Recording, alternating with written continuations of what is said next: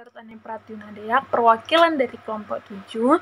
Nah, kelompok kami pada pagi hari ini akan menjelaskan atau mempresentasikan hasil diskusi kami mengenai materi kelas AFES dengan superordore Tite dan Tiname.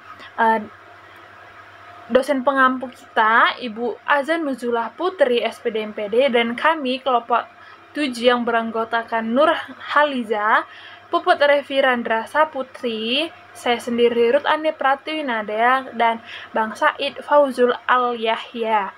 Nah, selanjutnya di sini kami dari kelompok 7 akan membahas mengenai terlebih dahulu apa itu AFES. Nah,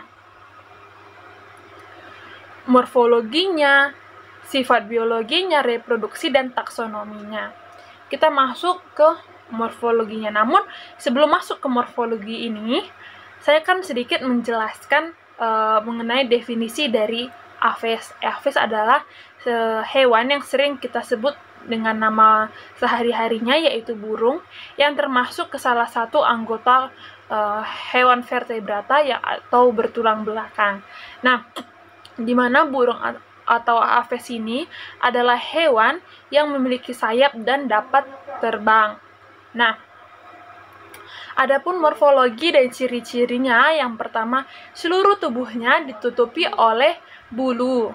Nah, bentuk badannya itu lonjong, memiliki ekor. Nah, bagian kakinya itu memiliki dua ciri-ciri. Yang pertama, pada bagian atas, bagian kakinya ditutupi oleh bulu, dan bagian bawah kaki ditutupi oleh sisik. Nah, pada jari-jari di kaki AFES ini terdapat cakar, kepala ditopang oleh leher yang fleksibel dan tengkorak berartikulasi dan gen kondilus oskipital tunggal. Selanjutnya, otaknya relatif besar dengan korpora striata yang padat atau seringkali diasosiasikan dengan tingkah laku insting.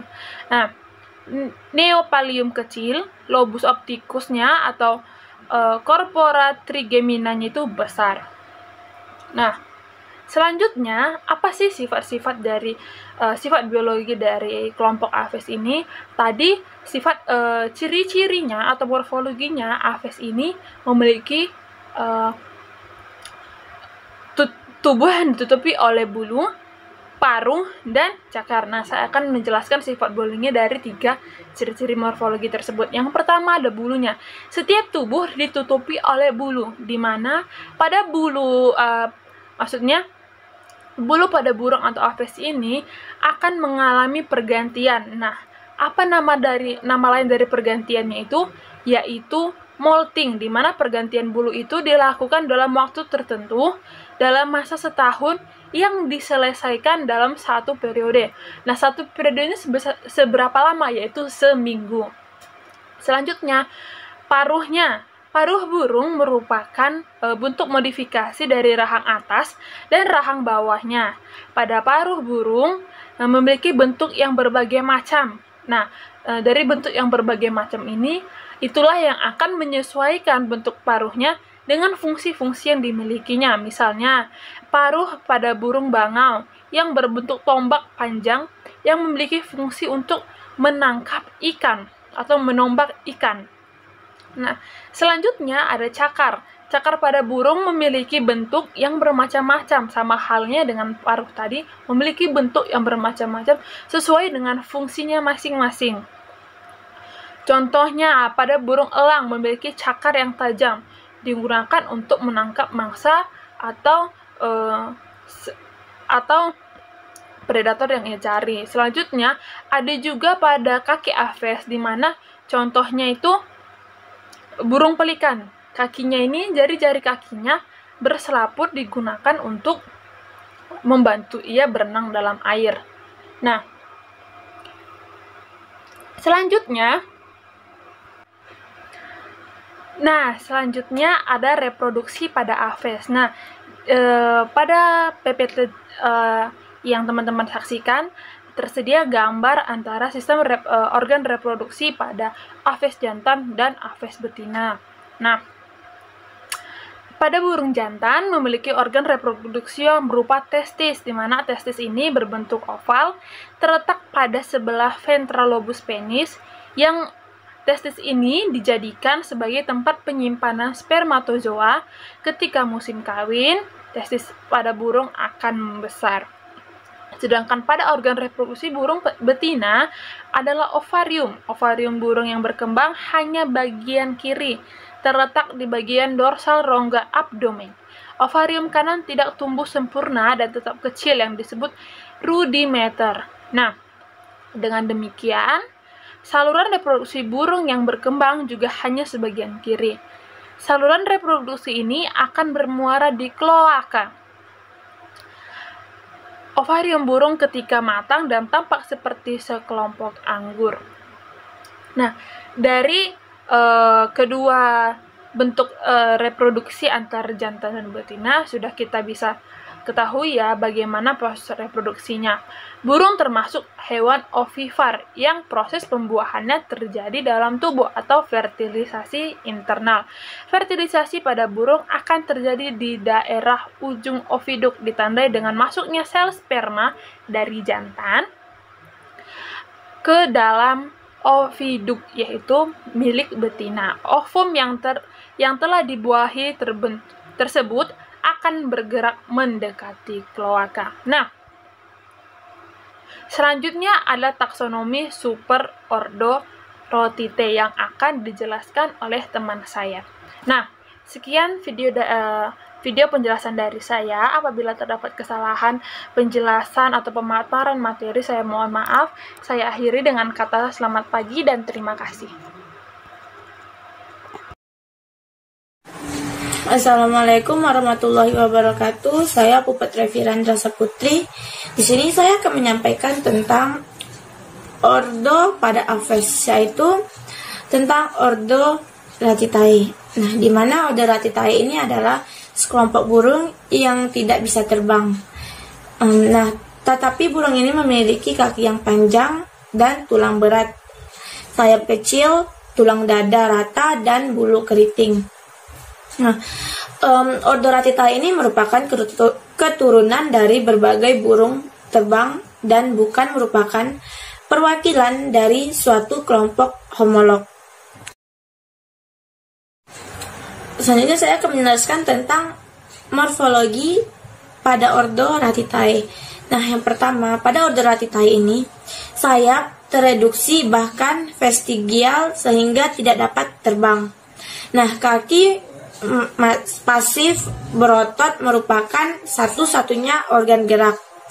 Bulu tubuh tersusun secara acak. Bulu sayap dan ekor tidak memiliki berbulae yang saling mengait sehingga tidak mempunyai fani. Nah, selanjutnya strum kecil dan tidak dapat mempunyai median kel atau karina atau otot pectorial tereduksi. Nah, selanjutnya Platum Playgonatheus, penonjolan bersifretigoid dari tulang kranial dan tulang vomer memanjang. Selanjutnya gelang pektoral mempunyai flavicula vestigial atau tidak ada. Krokoid dan scapula berfungsi hingga membentuk garis yang hampir lurus. Nah, selanjutnya itu gelang panggul sangat pasif. Tulang ischium dan ilium tidak berfungsi di bagian posterior sehingga tidak membentuk sciatic foramen. Yang terakhir, vertebrata ekor tidak berfungsi sehingga tidak ada pygostyle, tetapi ada ostrich atau burung unta dan pygostyle. Nah, adapun sifat biologi pada ordo Ratitae. Yang pertama, mereka memiliki kerangka sayap dan otot yang sederhana. Yang kedua, kaki mereka lebih kuat dan tidak memiliki ruang udara kecuali tulang paha. Yang ketiga, ekor dan bulu terbangnya telah mundur atau menjadi bulu dekoratif. Jadi ekor dan bulunya itu hanya menjadi dekoratif saja atau hanya jadi penghias saja. Nah, yang keempat, mereka tidak memiliki baling-baling bulu, yang berarti mereka tidak perlu meminyaki bulunya. Dan oleh karena itu, mereka tidak memiliki kelenjar rin. Yang kelima, mereka tidak memiliki pemisahan pterili atau area berbulu dan apteria atau area tidak berbulu. Yang keenam, adanya salah satu jenis burung yang tidak dapat terbang. Nah, jadi yang saya bilang tadi bahwa burung pada ordo Ratitae ini adalah jenis burung yang tidak bisa terbang, berbeda dengan burung lainnya. Dan mereka ini hanya memiliki satu alat gerak saja, tidak seperti burung lainnya, di mana burung lainnya memiliki alat gerak berupa sayap dan kaki. Nah, berbeda dengan ordo Ratitae. Ordo Ratitae ini hanya memiliki kaki sebagai alat gerak saja. Nah, yang terakhir, sayap yang dimiliki digunakan untuk melindungi dari predator. Selanjutnya, adapun reproduksi pada ordo Ratitae, di mana ordo Ratitae ini berbeda dari burung terbang karena mereka perlu beradaptasi atau mengembangkan ciri-ciri tertentu untuk melindungi anak-anaknya. Pertama dan terpenting adalah ketebalan cangkang telur mereka. Anak-anak mereka menetas, lebih berkembang daripada kebanyakan, dan mereka dapat berlari atau berjalan segera setelahnya. Nah, juga kebanyakan Ratitae memiliki sarang komunal, di mana mereka berbagi tugas inkubasi dengan orang lain. Nah, burung unta adalah satu-satunya rutites tempat betina mengerami. Mereka berbagi tugas dan laki-laki yang sedang mengerami di malam hari. Nah, kasuari dan emu adalah polyandrous dengan jantan yang mengerami telur dan membesarkan anak ayam tanpa kontribusi yang jelas dari betina. Burung unta dan rea berpoligami dengan setiap jantan merayu beberapa betina. Burung unta jantan bertanggung jawab untuk membangun sarang dan mengerami, sementara burung unta betina hanya mengerami di malam hari. Nah, kiwi menonjol sebagai pengecuali dan strategi reproduksi monogami diperpanjang, di mana baik laki-laki sendiri atau kedua jenis kelamin mengerami satu telur. Selanjutnya saya akan menjelaskan tentang taksonomi pada ordo Ratitae. Nah, di mana ordo Ratitae ini dibagi menjadi beberapa subordo dan beberapa famili. Nah, yang pertama itu ada subordo Struthioniformes. Nah, di mana pada ordo Struthioniformes ini memiliki ciri-ciri yang pertama, sayap berkembang dengan baik untuk ukuran Ratitae dan memiliki 16 primaris, meski tidak dapat digunakan untuk terbang, namun dapat membantu waktu berlari. Yang kedua, kaki sangat kuat, hanya memiliki 2 jari, yaitu jari ketiga dan keempat. Jari ketiga sangat panjang dan bercakar. Jari keempat agak pendek dan tak bercakar. Nah, yang ketiga, ekor memiliki lebih dari 60 bulu yang tersusun berlapis-lapis, dan hanya 14 yang benar-benar termasuk bulu ekor atau rectries.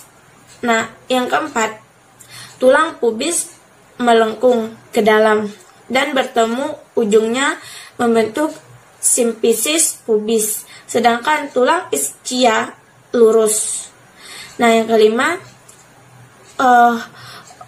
ordo atau subordo Struthioniformes ini hanya terdapat di beberapa negara seperti Afrika, Arab, dan Syria.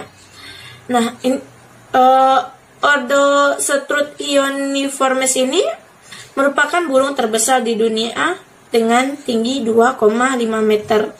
Nah, contohnya itu seperti strut hiu. Selanjutnya yaitu adapun subordo Raiifermes. Nah, di mana pada subordo Raiifermes ini memiliki ciri-ciri yang berupa sayap cukup berkembang dan memiliki 12 primeris. Berbeda dengan yang pertama. Tadi subordo yang pertama hanya memiliki 16 primeris dan yang kedua ini lebih sedikit yaitu 12 primeris saja. Yang kedua, kaki kuat dan mempunyai 4 jari depan dan yang agak pendek dan masing-masing mempunyai cakar. Yang ketiga, ekor tidak ada. Tidak ada restices, tidak ada simpisis pubis, tetapi tulang istia melengkung ke dalam membentuk simpisis istiatis. Nah, adapun contoh pada subordo Raiiformes ini adalah Rhea dan Heteroinemia. Nah, tutup juga penjelasan dari saya. Wassalamualaikum warahmatullahi wabarakatuh. Di sini saya Syed Fauzul akan menjelaskan materi selanjutnya tentang taksonomi superordo Ratitae, di mana ordo selanjutnya yaitu ordo Casuariiformes. Yang pertama, sayap sangat tereduksi dan hanya memiliki 7 primaries. Yang kedua, kaki kuat dan memiliki 3 jari yang cukup panjang dan berakar. Yang ketiga, tidak mempunyai ekor dan tidak ada bulu rektires. Yang keempat, tidak mempunyai simpisis pubis dan simpisis iatik yang terdiri dari 2 famili yaitu famili Casuariidae dan Dromaeoidae.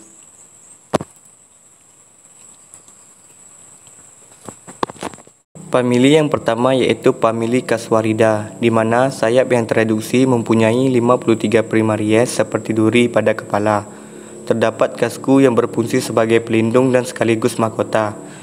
Leher tak berbulu dan warnanya sangat indah. Bulu pada yang dewasa berwarna hitam. Sedangkan pada jari sebelah dalam mempunyai cakar yang tajam. Anggotanya tersebar di Queensland, Irian dan sekitarnya. Contohnya yaitu Casuari, bisa dilihat pada gambar di samping.